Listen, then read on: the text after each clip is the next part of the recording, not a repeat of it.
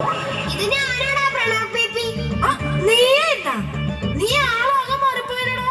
പൊടി മീശയൊക്കെ വന്നല്ലോ. അത് മീശയല്ലടാ, ഇന്നലെ അപ്പം വാങ്ങിച്ചിട്ടുണ്ടെന്ന് കറുത്ത മാസ്കിന്റെ കളർ അളയതാ. പിന്നല്ലേ 10 രൂപയ്ക്ക് 3, പിന്നെ ഒന്നുകൂടെ പേശി പിടിച്ച 4 പോരും. താമസിച്ചത് 2 കൊല്ലം കഴിഞ്ഞ് സ്കൂൾ തുറക്കുക. ഇന്നെങ്കിലും നിനക്ക് നേരത്തിലും കാറ്റിലും വന്നോടെ. എനിക്ക് വഴിതെറ്റി പോയടി. പിന്നെ ഞാൻ ഗൂഗിൾ മാപ്പൊക്കെ ഇട്ടങ്ങ് പോകുന്നു. അതിരിക്കട്ടെ, നിന്റെ പേരെന്തായിരുന്നു? ഞാനങ്ങ് മറന്നുപോയടി. ദേവനന്ദ. ഓ, വെരി റെയർ നെയിം. അല്ലടി, നിന്റെ അച്ഛന്റെ പേരെന്തായിരുന്നു? അനീഷ് കുമാർ. ഓ, very very rare name. Online class ആയിരുന്നു നല്ലത്. അതാവുമ്പോ വല്ല അച്ചപ്പോ കുഴലപ്പോ വല്ലതും കഴിച്ചിരിക്കായിരുന്നു. വിചാരമേ ഉള്ളോ? നിനക്കത് പറയാം. കണക്ക് സാറിന്റെ ക്ലാസ്സിലിരുന്ന് മടക്ക് സാധനം നിന്നതിന്റെ ത്രില്ല് അതൊന്നും വേറെയാണ്. ടീച്ചർ, അതിനിത് ഓൺലൈൻ ക്ലാസ് അല്ല. അതെനിക്കറിയാം. നിന്റെയൊക്കെ വായടിച്ചു വെക്കാനാ ഞാൻ പറഞ്ഞത്. ഇത് ഇംഗ്ലീഷ് മീഡിയം പഠിക്കാനേ ടീച്ചർ ഗ്രൂപ്പിൽ പറഞ്ഞായിരുന്നു. ഓക്കെ വരുൺ, ഞാൻ ഓർക്കുന്നുണ്ട്. മിടുക്കൻ. അടിച്ചിട്ട് ഈ പൾപ്പിസ്റ്റ് മണ്ണയുടെ സ്വഭാവം മാറുന്നില്ലല്ലോ. ബാക്കിയുള്ളവരെ തല്ലുകൊണ്ടിരിക്കാൻ നീ പോയം പഠിച്ചിട്ടുണ്ടോ? ടീച്ചർ ചോദിച്ചാൽ എന്തോ പറയും? എന്റെ ബാഗിൽ ഉപ്പിലിട്ട നെല്ലിക്കുണ്ട്. അതും വായിലിട്ടുകൊണ്ട് ദയനീയ ഭാവത്തിൽ ഒറ്റ ഇരിപ്പങ്ങിരിക്കണം. കണ്ടാ ടീച്ചർക്ക് പോലും കരച്ചില് വരണം. അച്ഛാതി എക്സ്പ്രഷൻ ആയിരിക്കണം. എല്ലാരും പോയം പഠിച്ചിട്ടുണ്ടല്ലോ. അഭിനവ്, ആദ്യം ആ പോയം ഒന്ന് ചൊല്ലു.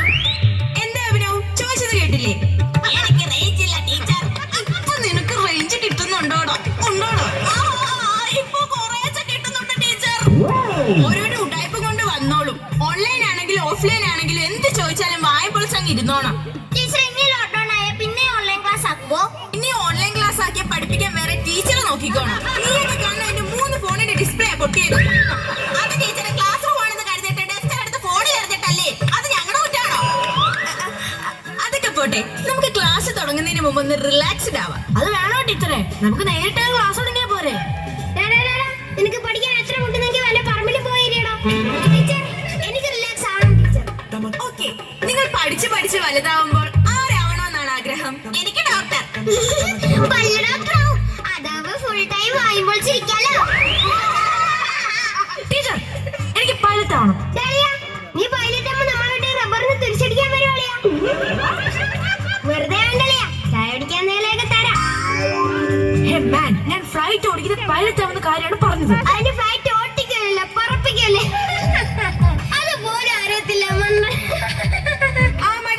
മതി, എല്ലാരും നിർത്തിക്കേ. കുട്ടികളെ, നിങ്ങൾ മനസ്സിലാക്കേണ്ട മറ്റൊരു കാര്യമാണ് ശുചിത്വം. അവൻ വന്നിട്ടില്ല ടീച്ചറെ. ആര്? വൃത്തി. നിർത്തിയാ? വാടാ പോവാൻ ടീച്ചർ നിർത്തിയെന്ന്. ഓ, ഈ വൃത്തികെട്ടവന്മാരോട് വൃത്തിയെ പറ്റി പറയാൻ വന്ന എന്നെ വേണം തല്ലാൻ. ഇരയാണ് അവിടെ. കുട്ടികളെ, ഇത് കോവിഡ് കാലമാണ്. ഒരാളിൽ നിന്നും മറ്റൊരാളിലേക്ക് രോഗം പരാതിരിക്കാൻ നമ്മൾ ചില മുൻകരുതലുകൾ എടുക്കണം. ഇത് നമ്മൾ ഫോൺ വിളിക്കുമ്പോ കേൾക്കുന്ന ഡയലോഗല്ലേ? ഇത് പറയാൻ വേണ്ടിയാണോ ടീച്ചർ ക്ലാസ്സിൽ വന്നത്? ഇത് പറയാനായിരുന്നെങ്കിൽ ടീച്ചറിനെ ഫോൺ വിളിച്ച് പറഞ്ഞാ പോരായിരുന്നോ?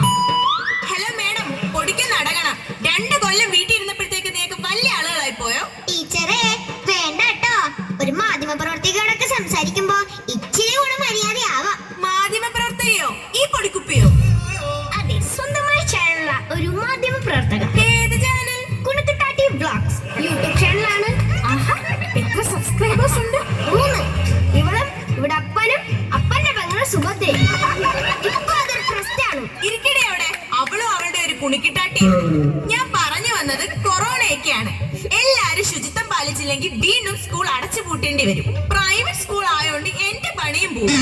അതുകൊണ്ട് എന്റെ പൊന്നു മക്കളെ ടീച്ചർ പറയുന്ന പോലെ